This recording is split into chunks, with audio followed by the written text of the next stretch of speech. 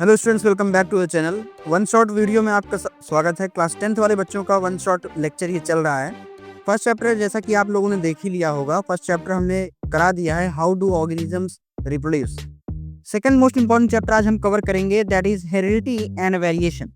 तो चलिए स्टार्ट करते हैं बिना ही किसी टाइम वेस्टेज के साथ। हेरिडिटी और वेरिएशन का मतलब समझते हैं। सबसे पहले हम देख लेते हैं कि ये accumulation of variation during reproduction, आखिर ये वेरिएशन जो है रिप्रोडक्शन के ड्यूरेशन में ही क्यों आता है। वेरिएशन को यहाँ पे दो पार्ट्स में बांटा गया है। वेरिएशन आपके दो तरीके के आने की चांस हैं, या तो वो एसेक्सुअली आए या तो सेक्सुअली आए। लेकिन आप सभी को पता है कि सेक्सुअली ज़्यादा आने के चांस होते हैं और एसेक्सुअली में कम।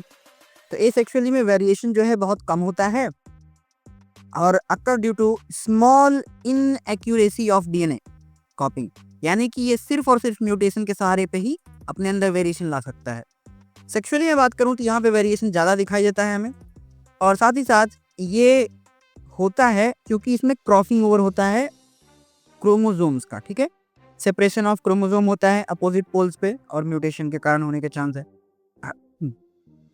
अब बात आती है कि यार इंपॉर्टेंस ऑफ वेरिएशन, वेरिएशन आना भी क्यों जरूरी है। It depends upon the nature of variation कि different individual would have different kinds of advantage. मतलब आप अगर किसी क्लास में बैठे हो, वहाँ पे सारे होमोसेपियन ही हैं, इंसान ही हैं, लेकिन अगर हम सब सेम हो जाते दिक्कत होती आइडेंटिफिकेशन में। हम सब इंसान होने के बावजूद भी हम सब में अंतर है, वही तो वेरिएशन, और इसीलिए वेरिएशन बहुत जरूरी है। Example, thermostatic bacteria that have wide stand heat with survival of the better with heat wave. Heat wave के साथ साथ रहते रहते थर्मोस्टैटिक बैक्टीरिया उसके यूज टू हो गया है, वेरिएशन आ गया, उसमें बदलाव आ गया है। ऐसे बदलाव कि अब वो हीट वाले इन्वायरमेंट में भी उसे कुछ भी नहीं होता। मेन एडवांटेज ऑफ वेरिएशन क्या है? मेन एडवांटेज वेरिएशन का है कि स्पीसी को it increases the chance of survival, survival के चांसेस बढ़ा देता है इन्वायरमेंट में वेरिएशन की मदद से। इसका आप एग्जाम्पल एक तरीके से और देख सकते हैं, इसका आप एग्जाम्पल देख सकते हैं फ्री एयर लोब्स। जैसे ये ईयर लोब्स आप देख रहे हो, ये मेरे फ्री हैं, कुछ लोगों के ये अटैच होता है बिल्कुल यहाँ पे, और एंड अटैच ईयर लोब्स। ठीक है, आइए इस चैप्टर के कोर की बात करते हैं, जो most important, that is Mendel and his work on inheritance. Mendel के इनहेरिटेंस पे काम के बारे में थोड़ा चर्चा करेंगे हम। पहला है ग्रेगर जॉन मेंडल, 1822 से 1884 तक इनकी बर्थ और डेथ थी। Started his experiment on plant breeding and hybridisation. याद रखिएगा, ब्रीडिंग और हाइब्रिडाइजेशन क्या होता है। ब्रीडिंग का मतलब होता है रिप्रोड्यूस करवाना, ठीक है, रिप्रोड्यूस करवाना। और हाइब्रिडाइजेशन का मतलब क्या होता है? हाइब्रिडाइजेशन का मतलब होता है किसी चीज का मिक्सिंग करवाना। अब यहाँ पे किस चीज का मिक्सिंग था? कैरेक्टर्स के मिक्सिंग थे, वो हम देखेंगे आगे। ठीक है, nextly he proposes the law of inheritance of living organism. Living organism के लिए लॉ ऑफ इनहेरिटेंस इन्होंने दिया। Mendel was also known as father of genetics, तो याद रखिएगा। अब मेंडल ने अपने कार्य के कौन सा प्लांट चुना? प्लांट सिलेक्टेड बाय मेंडल, कौन सा प्लांट? याद रखिएगा, एक मार्क्स से क्वेश्चन में ये आ सकता है कि पाइसम सटाइवम बॉटनिकल नेम है, इसी को कॉमनली हम लोग बोलते हैं गार्डन पी। इसी को कॉमनली हम लोग क्या कहते हैं? Garden pea. ठीक है, Mendel used the number of contrasting character for garden pea. याद रखिएगा, आखिर ये कॉन्ट्रास्टिंग कैरेक्टर का मतलब क्या है? कॉन्ट्रास्टिंग कैरेक्टर का मतलब होता है अपोजिट। कॉन्ट्रास्टिंग का मतलब होता है अपोजिट टू वन अनदर। मतलब मान लो इन्होंने नंबर ऑफ कैरेक्टर्स लिए थे। मान लो मैं हाइट का कैरेक्टर लेता हूं, मान लो ये हाइट क्या है? हाइट एक तरीके की कैरेक्टर है। इसके दो पहलू हो सकते हैं ना, या तो बहुत ऑर्गेनिज्म लंबा होगा तो टॉल होगा, दूसरा पक्ष इसका क्या हो सकता है? या तो ये बौना होगा, बोले तो डॉर्फ होगा। हो तो यही दो सकते हैं। तो ये दोनों क्या है? एक दूसरे के विपरीत है ना, एक लंबा है तो दूसरा छोटा यानी बौना है। इसी को बोलते हैं हम लोग कॉन्ट्रास्टिंग कैरेक्टर, एक दूसरे का अपोजिट कैरेक्टर। ठीक है जी, जो कि आप यहाँ पे इस चार्ट में देख सकते हैं। मेंडल ने 7 कैरेक्टर्स दिया था, seed shape, seed colour, flower colour, pod shape, pod colour, flower position, stem height.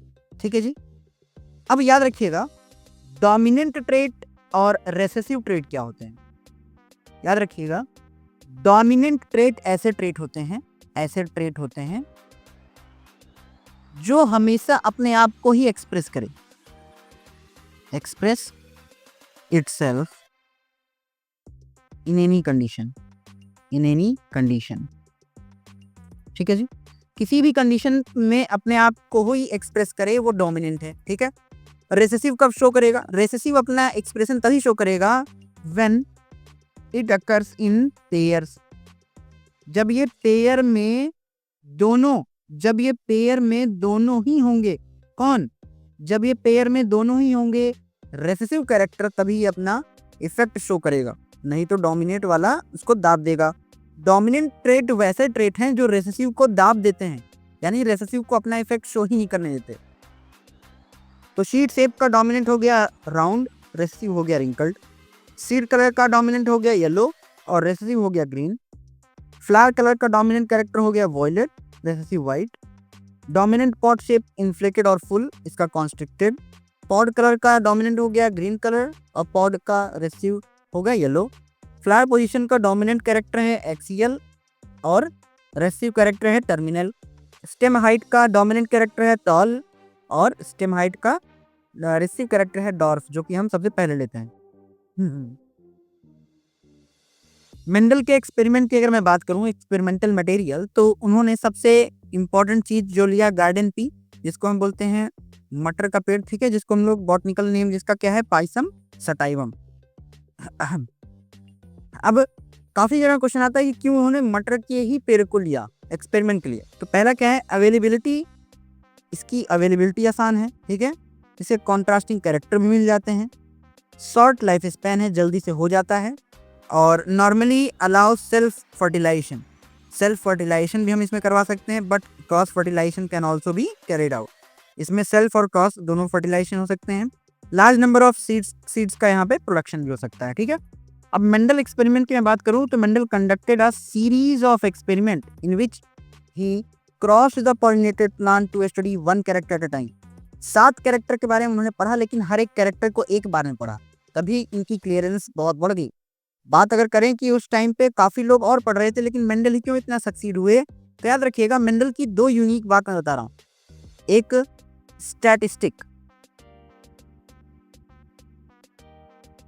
Statistic का यूज किया मेंडल ने, और प्रोबेबिलिटी का, स्पेलिंग माइट भी गलत हो सकती है।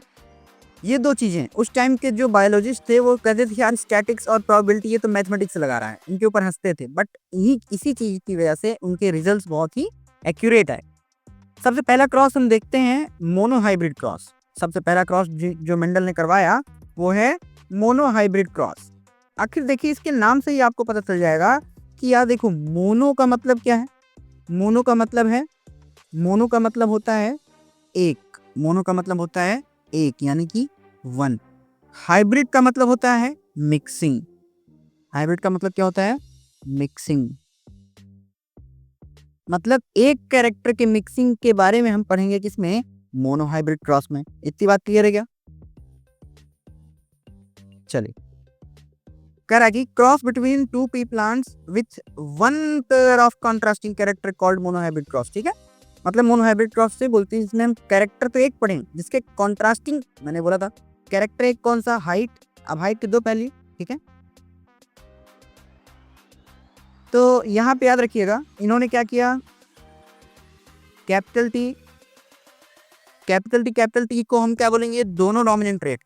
स्मॉल टी दोनों रेसेसिव हैं, और कैपिटल टी स्मॉल टी जो है इसमें एक डोमिनेंट है एक रेसेसिव है, लेकिन डोमिनेंट है तो वो हमेशा अपना ही इफेक्ट शो करेगा। ठीक है, तो प्योर और होमोजाइगस कंडीशन ये है, इसको हम लोग बोलेंगे होमोजाइगस टॉल, और क्या स्मॉल टी बोलेंगे होमोजाइगस डॉर्फ। इसको बोलेंगे हम लोग हेट्रोजाइगस कंडीशन, जिसको हम लोग बोलते हैं हाइब्रिड, क्योंकि ये मिक्स है। फिनोटिपिक रेशियो याद रखिएगा। मैं इसका छोटा सा, ये आसान है तो मैं थोड़ा दिखा सकता हूँ फटाफट। इसमें हम कैपिटल टी स्मॉल टी का क्रॉस करवाते हैं कैपिटल टी स्मॉल टी से, नॉर्मलाइज क्रॉस करते हैं हम लोग। कैपिटल टी को कैपिटल टी से जोड़ा तो आया कैपिटल टी, स्मॉल टी फिर कैपिटल टी से जाएगा तो ये क्या बनेगा, कैपिटल टी स्मॉल टी। फिर जो है, अच्छा ये कैपिटल टी दोनों से कर चुका, ठीक है। अब स्मॉल टी कैपिटल टी के साथ करेगा तो कैपिटल टी स्मॉल टी से साथ करेगा तो स्मॉल टी। अब फिनोटिपिक का मतलब होता है यार पी से फिनोटिपिक, पी से फिजिकली आपको दिख कैसा रहा है, ये कैसा प्लांट बना है, ये आपको कैसा दिख रहा है, ये टॉल प्लांट, ये कैसा है टॉल प्लांट, ये कैसा है टॉल प्लांट, ये कैसा है डॉर्फ प्लांट, ठीक है जी। अब आप ये देखिए कि हमको फिनोटिपिक का मतलब फिजिकल अपीयरेंस दो ही तो हो सकती है, या तो वो लंबा होगा या तो वो छोटा होगा, बौना होगा। तो यहाँ पे रेशियो फिजिकली हम किस चीज का देख रहे हैं, टॉल का रेशियो डॉर्फ से। तो लंबे प्लांट कितने मिले, 1 2 3, लंबे प्लांट मिले 3 और बौना प्लांट कितना मिला, सिर्फ एक। तभी इसका फिनोटिपिक रेशियो होता है 3:1। अब इसके जीनोटिपिक मतलब इसके गुणवांशिक तत्व कैसे हैं, मतलब कि इसके जीनोटिपिक रेशियो कैसे हैं। कैपिटल टी के, अच्छा जीनोटिपिक कैसा, कैपिटल टी हो सकता है, और कैसा दिख रहा है, एक कैपिटल टी स्मॉल टी है और स्मॉल टी है, मतलब मोस्ट मैक्स पॉसिबिलिटी यही 3 कैरेक्टर्स मिलने के हैं। तो कैपिटल टी कितने मिल रहे हैं हमको, सिर्फ 1, और कैपिटल टी स्मॉल टी कितना मिल रहा है, 2, और स्मॉल टी कितना मिल रहा है, 1। तो इसका जीनोटिपिक रेशियो क्या आ गया, 1:2:1, जो कि आप यहाँ देख सकते हैं। इतनी बात क्लियर है जी। चलो देखिए यहाँ पे सारा क्रॉस करवाया गया है। सबसे हम पेरेंटल जनरेशन सबसे पहले लेते हैं या फिर एलीलिक पेयर पहले उठाते हैं। मान लीजिए टॉल प्लांट है तो मान लेते हैं हम होमोजाइगस डोमिनेंट होगा, तो यहाँ पे हमने कैपिटल टी लिया, ये होमोजाइगस डॉर्फ होगा, तो इसमें कैपिटल स्मॉल टी। याद रखिएगा जब भी कभी ये कैरेक्टर्स पेयर में होंगे, मतलब जोड़े में होंगे, तभी अपना इफेक्ट शो करेंगे। अगर कहीं ये अकेला है तो समझ लीजिएगा ये है गैमेटिक कंडीशन। अकेला है तो गैमेटिक कंडीशन, ठीक है जी। तो अकेला है तो गैमीट है, जोड़े में है तो अपना एक्सप्रेशन शो करेगा। तो इन दोनों के गैमीट को हमने मिलाया, हमको मिला कैपिटल टी स्मॉल टी, जो कि हम बोलते हैं F1 जनरेशन, जिसको F1 का फुल फॉर्म होता है फर्स्ट फिलियल जनरेशन, ठीक है जी। अब हम कैपिटल टी स्मॉल टी को सेल्फिंग करवा देते हैं, यहाँ पे सेल्फ पॉलिनेशन करवा देते हैं। तो कैपिटल टी स्मॉल टी का क्रॉस करवा दिया, जो मैंने अभी बनाया था। इसका इससे कराओगे, नहीं एक सेकंड, इसका इससे कराओगे तो कैपिटल टी, इसका इससे कराओगे तो कैपिटल टी स्मॉल टी, फिर इसका एक सेकंड, फिर स्मॉल टी का, फिर स्मॉल टी का इससे कराओगे कैपिटल टी स्मॉल टी का इससे कराओगे स्मॉल टी, ठीक है, वही बात है। लेकिन अब एक बात यहाँ समझने वाली चीज़ है, यहाँ पे हमको एक स्क्वायर से बनाया जाता है ताकि आगे चल के डायहाइब्रिड क्रॉस में कॉम्प्लेक्सिटी ना हो सके, जिसकी वजह से हम क्या पढ़ते हैं, जिसकी वजह से हम ये स्क्वायर पढ़ते हैं। याद रखिएगा ये जो क्यूब ये जो स्क्वायर देख रहे हो, इस स्क्वायर को हम लोग बोलते हैं प्यूनेट स्क्वायर। एक साइंटिस्ट थे, उन्होंने दिया था, ठीक है, प्यूनेट स्क्वायर। सेम इसमें भी है, यहाँ पे कैपिटल टी स्मॉल टी रख दिया, एक पेयर यहाँ रख दिया, एक पेयर यहाँ रख दिया। कैपिटल टी का कैपिटल टी से गया तो कैपिटल टी बना, ये कैपिटल टी अब स्मॉल टी करेगा तो कैपिटल टी स्मॉल टी बना, ठीक है जी।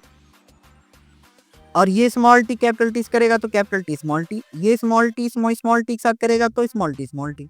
वही फिनोटिपिक रेशियो 3:1, यानी कि टॉल टू डॉर्फ का रेशियो, 3 लंबे मिले 1 छोटा मिला, अभी मैंने बताया। जीनोटिपिक में 1:2:1 है, मतलब एक कैपिटल टी था, 2 हमारे पास कैपिटल टी स्मॉल टी थे और 1 हमारे पास स्मॉल टी था। ये तो हमको पता चल ही गया, इतनी बात क्लियर है क्या।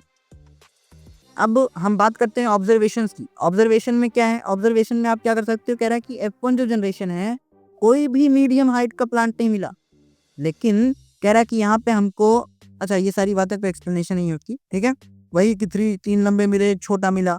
जीनोटिपिकली हमें एक कैपिटल टी मिला, 2 कैपिटल टी स्मॉल टी मिले, 1 स्मॉल टी मिला। कह रहा कंक्लूजन यहाँ पे क्या बना, कंक्लूजन की बात करूं तो कैपिटल टी और capital T small T both are tall plant, दोनों लंबा प्लांट बनाएगा। लेकिन कैपिटल टी लेकिन स्मॉल टी ही शॉर्ट प्लान बना रहा है। यही तो बात पहले मैं कहा, जो रेसेसिव कैरेक्टर है वो जब तक जोड़े में नहीं आएगा तब तक अपना इफेक्ट नहीं शो कर पाएगा। Single copy of T is enough to make plant tall. कहने का मतलब एक भी कैपिटल बहुत है लंबे प्लांट को बनाने के लिए, लेकिन शॉर्ट प्लांट के लिए पेयर में चाहिए। ठीक है, कैरेक्टर्स अच्छा ये तो मैंने बता ही दिया। आइए देखते हैं डाई हाइब्रिड क्रॉस के बारे में थोड़ा सा। डाई हाइब्रिड क्रॉस, डाई मतलब दो, हाइब्रिड मतलब मिक्सिंग। दो कैरेक्टर के मिक्सिंग को हम लोग बोलते हैं डाई हाइब्रिड क्रॉस। डाई का मतलब होता है टू, हाइब्रिड का मतलब होता है मिक्सिंग, मतलब दो कैरेक्टर के मिक्सिंग की बात कर रहे हैं यहाँ पे हम। ठीक है जी, इतनी बात। यहाँ पे वही पेरेंटल जनरेशन में हमने क्या लिया, राउंड और ग्रीन सीड लिया और रिंकल्ड और येलो सीड लिया। याद रखिएगा, जो डोमिनेंट है उसको हम कैपिटल लेटर से शो करेंगे, जो रेसिव है वो स्मॉल। तो यहाँ पे राउंड कलर कैपिटल है तो हमने इस राउंड को कैपिटल आर से शो किया है, और यहाँ पे येलो कलर कैपिटल है तो येलो को कैपिटल में कर दिया। ठीक है, और स्मॉल आर बता रहा है रिंकल्ड शेप का और स्मॉल वाई बता रहा है ग्रीन कलर का। तो देखिए ना, जोड़े में है तो इफेक्ट शो करेगा। अकेला कैपिटल आर देखो यहाँ पे एक कैरेक्टर ये है, एक कैरेक्टर ये है, इसमें इन दो कैपिटल आर में से एक हमने क्या निकाल दिया, एक कैपिटल आर निकाल दिया, ये एक कैपिटल आर, इन दोनों कैपिटल स्मॉल वाई में से एक स्मॉल वाई ले लिया तो मिल गया यहाँ पे कैपिटल आर स्मॉल वाई। इन स्मॉल आर में से एक स्मॉल आर आ गया गैमेट बना के, इन कैपिटल वाई के जोड़े में से एक वाई आ गया गैमेट बना के, तो यहाँ मिल गया स्मॉल आर कैपिटल वाई। तो इसका हम कॉम्बिनेशन करेंगे तो हमको मिलेगा, सही से लिखेंगे तो हमें मिलेगा, देखो आर को एक साथ कर दो, कैपिटल आर स्मॉल आर साथ हो गया और कैपिटल वाई स्मॉल वाई साथ हो गया। तो कैपिटल वाला अपना इफेक्ट शो करेगा ना, तो कैपिटल आर की वजह से आता है राउंड शेप और कैपिटल वाई की वजह से आता है येलो कलर। तो कुल मिला के capital R capital Y small Y क्या दे दिया हमें, राउंड और येलो, राउंड शेप और येलो कलर। इसका F1 जनरेशन में पॉसिबिलिटी क्या होती है, max possibility, capital R capital Y small R capital Y small Y. इसका भी वही capital R small R capital Y small Y. ठीक है जी, इन दोनों का सेल्फिंग करवा देंगे जो हमने वहां पे करवाया था, सेल्फ पॉलिनेशन, तो हमको ये रिजल्ट्स मिलते हैं। देखिए अब हम इसको अरेंज कर लेंगे, याद रखिएगा हम लोग इस पे अरेंज कर लेंगे। ये है पीनट स्क्वायर, जो वही मैंने बताया। तो कैपिटल आर कैपिटल वाई से क्रॉस करके क्या बनाया, कैपिटल आर कैपिटल वाई। इसका इससे होगा तो बनेगा capital R capital Y small Y. इसका अब इससे होगा तो कैपिटल आर कैपिटल वाई। अब इसका इससे होगा तो capital R capital Y small Y.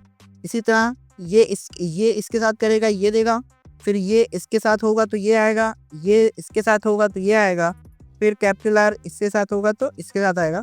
तो इसको इससे इसको इससे आएगा।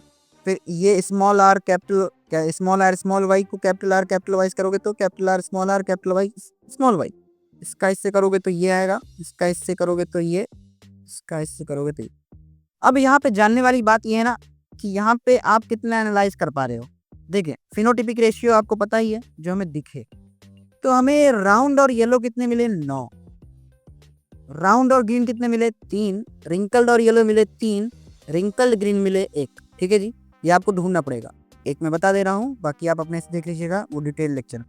राउंड के लिए कम से कम एक कैपिटल आर तो होना चाहिए, और येलो रेसेसिव है, येलो क्या है, येलो डोमिनेंट है ना। देखिए यहाँ पे देख लीजिए, देखिए येलो कलर डोमिनेंट है। अब इसका मतलब राउंड येलो होने के लिए हमें कम से कम जोड़े में एक कैपिटल आर हो और एक स्मॉल कैपिटल वाई होना चाहिए।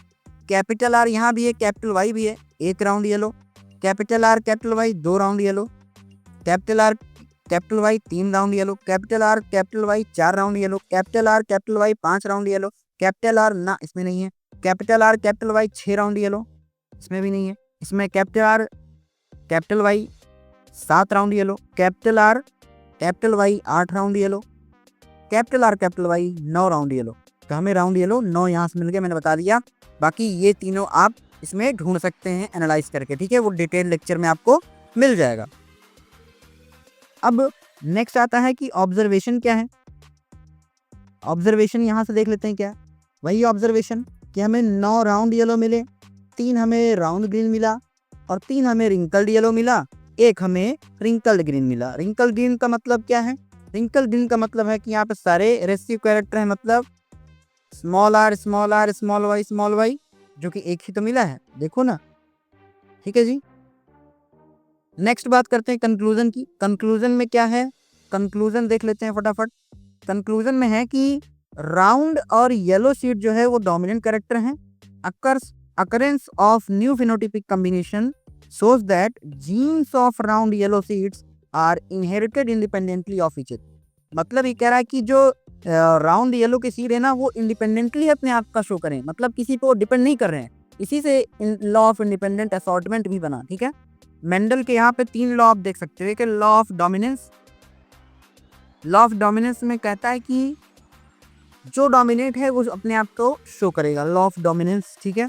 सेकेंड लॉ है लॉ ऑफ सेग्रीगेशन और law of purity of gamete.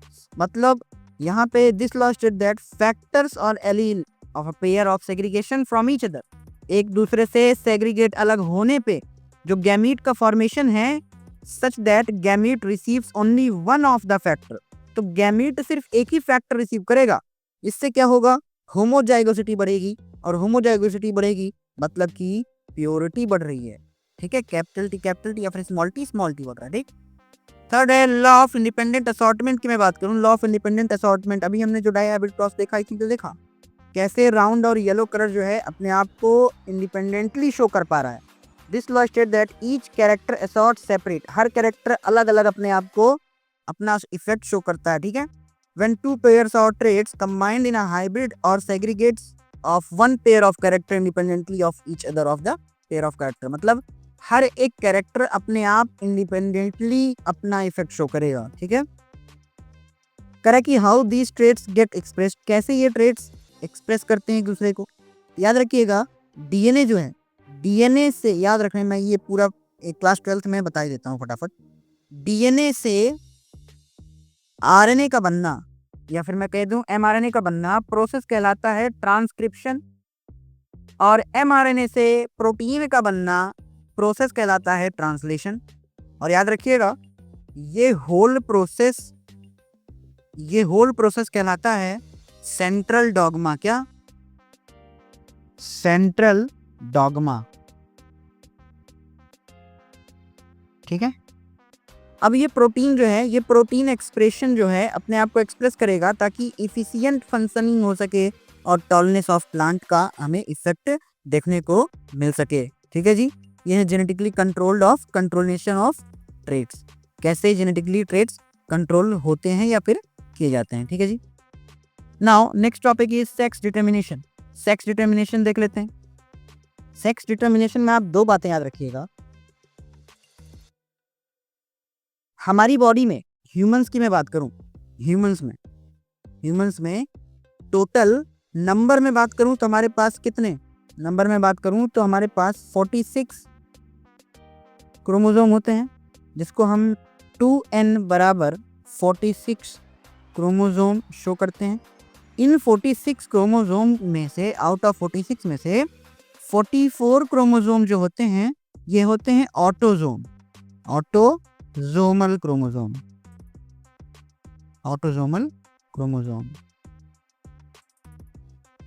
ठीक है जी, इतनी बात क्लियर है क्या?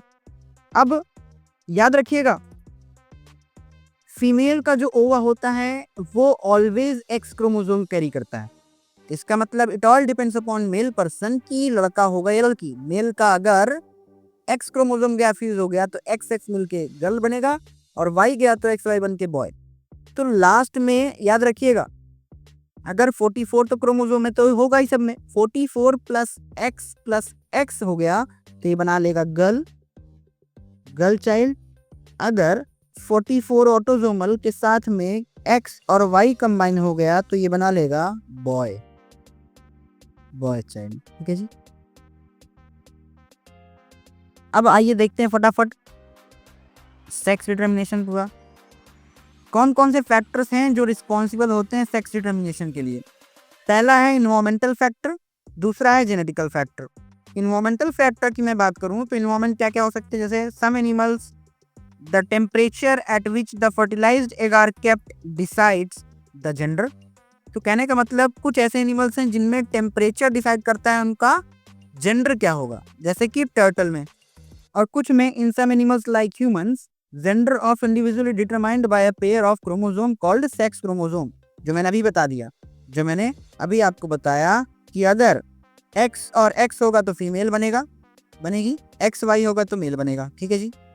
सेक्स क्रोमोसोम की मैं बात करूं तो अपने पास 23 पेयर ऑफ क्रोमोसोम होते हैं, नंबर में 44। ठीक है जी। उन्हीं में से ये देखो 22 क्रोमोसोम जो हैं ऑटोसोमल हो गए, 22 दूना मतलब नंबर बात नहीं तो 44, और लास्ट के जो 2 पेयर होते हैं वही क्या करते हैं, deciding gender for the individual is called sex chromosome. ठीक है जी। एक्स एक्स मिलके फीमेल बनाता है और एक्स वाई मिलके मेल बनाता है। तो इसका हम अगर सिंपल सा इसका हम अगर क्रॉस करते हैं तो एक्स वाई का क्रॉस करवाएंगे एक्स एक्स के साथ, तो देखिए एक्स एक्स बना फीमेल, एक्स ने क्रॉस करा एक्स के साथ तो एक्स एक्स बना फीमेल, एक्स ने क्रॉस किया इस एक्स के साथ तो क्या बना, इस एक्स ने इस एक्स के साथ क्रॉस किया तो बना एक्स एक्स फीमेल। ये वाई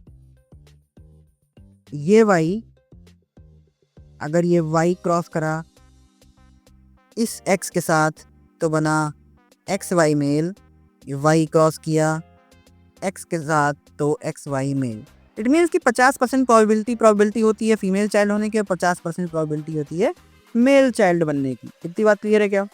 आई होप आपने सेक्स डिटरमिनेशन देख लिया होगा।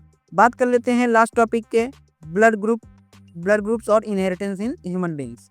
हमारे पास 4 तरीके के ब्लड ग्रुप होते हैं, एक है ए, एक है बी, एक है ए बी और ओ। ठीक है जी। 4 तरीके के ब्लड ग्रुप्स होते हैं। इनमें से मैं आपको बात बता दूं, ध्यान से समझिएगा। ब्लड ग्रुप ए डोमिनेंट है, ब्लड ग्रुप बी भी डोमिनेंट है। अब मान लीजिए ब्लड ग्रुप ए और बी, एक मेल है ए और फीमेल है बी, दोनों की शादी हो गई, दोनों के जो बच्चे हुए वो क्या होगा, ए बी से बोलेगा मैं डोमिनेंट हूँ और बी ए से बोलेगा कि मैं भी डोमिनेंट हूँ। तो याद रखिएगा, दोनों जब डोमिनेंट हो जाते हैं ऐसे केस में ये दोनों एक साथ अपना इफेक्ट शो करते हैं और यहीं पे हमें मिलता है ब्लड ग्रुप ए बी। ठीक है जी। दैट्स वाई ए बी, और इसी ब्लड ग्रुप को हम लोग बोलते हैं कोडोमिनेंस कंडीशन। कोडोमिनेंट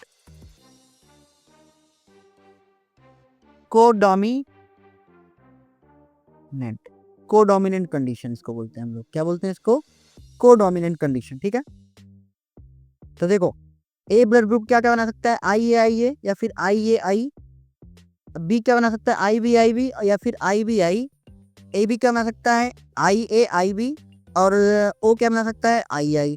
तो हमारे पास कितने प्रोबेबिलिटी हैं अगर मैं बात करूं तो 1 2 3 4 5 और 6। तो हमारे पास टोटल 6 प्रोबेबिलिटी हैं। तो हमारे पास टोटल 6 की प्रोबेबिलिटी है। There are 6 probable genotypes for 4 phenotypes. ठीक है। तो 4 फिनोटाइप के लिए हमारे पास 6 प्रोबेबिलिटी है। ठीक है जी। इतनी बात क्लियर है आप सबको? तो ये रहा ह्यूमन ब्लड सिस्टम, और इसी के साथ साथ आपका ये हेरिडिटी चैप्टर खत्म होता है। आइए 1-2 एमसीक्यू देख लेते हैं जो प्रीवियसली आए हुए हैं। पहला कह रहा है the organisms on which Mendel perform his experiment. कौन सा ऑर्गेनिज्म था? चना था? चना का पेड़ था? नहीं। गार्डन पी था? बिल्कुल सही है। पीनट नहीं था, पीजन नहीं था। ठीक है जी। A cross between tall plant capital T and short plant small t result in the progeny that will all tall plant, because क्या होगा, देखो कह रहा कि सारे tall plant हैं। देखो shortness is a dominant trait ना, tallness is a dominant trait हाँ, tallness is a recessive trait ना, height of pea plant is not governed by इतना। C is the answer. A zygote has an X chromosome from father will develop into a boy बनेगा कि x chromosomal does not determine the sex child, या फिर girl बनेगी, या फिर इधर boy और गर्ल बनेगा। याद रखिए क्योंकि मैंने बोला है फीमेल के पास female has always X chromosomal ova, और यहाँ कह रहा फादर ने एक्स दिया, तो यहाँ से मेल का भी एक्स मिल गया, तो एक्स और एक्स मिल के क्या बनाया, एक्स एक्स मिलेगा तो गर्ल चाइल्ड बनेगा ना। सही है जी। चलिए नेक्स्ट है, a normal cell of human body contains 23 pair of chromosomes, the number of chromosomes in sex cells. याद रखिएगा, अगर 23 पेयर है क्रोमोसोम्स में, याद रखिएगा हमारी हर बॉडी में 23 पेयर है, बट हमारी सेक्स सेल्स में 23 नंबर में रिडक्शनल हो जाता है, 23 क्रोमोसोम्स इन सेक्स सेल्स। ठीक है। The visible characters of an organism is known as phenotypic. मैंने बताया पी से फिजिकल, पी से phenotypic. A cross between two individual results in the ratio of 9:3:3:1 for 4 possible genotypes of an progeny. This is an example of dihybrid cross. di मतलब 2 characters के cross का पढ़े थे हम। ठीक है जी। Now next है, of what chromosomes are made up of? Of what chromosomes they are made up of? अच्छा chromosome, DNA, DNA and RNA, DNA RNA and protein, DNA RNA and protein. ठीक है जी।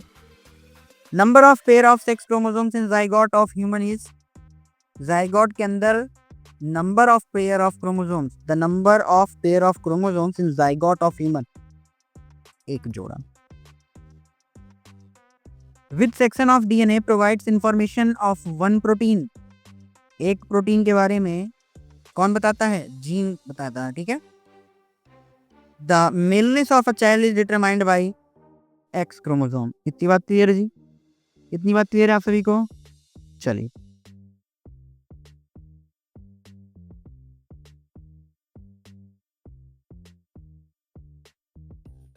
ये 7 होगा, of what chromosomes are made up of. ठीक है, इसका DNA answer जाएगा। ठीक है, हाँ डीएनए और नहीं, नॉट सो एकदम ठीक है, कहीं कहीं ये भी प्रीवियस ईयर में गया आंसर, बट ठीक है डीएनए। ठीक है जी। तो ये है 10 एमसीक्यूज हो गए, ये चैप्टर भी हमने ख़त्म कर लिया। तो यहीं तक था आपका ये चैप्टर। उम्मीद करते हैं आप सभी को ये वीडियो बहुत पसंद आया होगा। अगर यहाँ तक आप पहुँचे हमारे साथ में, तो आप सभी का बहुत बहुत धन्यवाद। मैं चाहता हूँ आप सभी अपने अपकमिंग बोर्ड्स एग्जाम में बहुत अच्छे मार्क्स गेन करो। तो ये वन शॉट सीरीज चलती रहेगी, आप फटाफट देखिए और PYQs लगाइए। उम्मीद करते हैं ये वीडियो बहुत अच्छा लगा होगा आपको और सब कुछ समझ में आया होगा। मिलते हैं आप सभी से नेक्स्ट वीडियो में with next part. Till then stay healthy.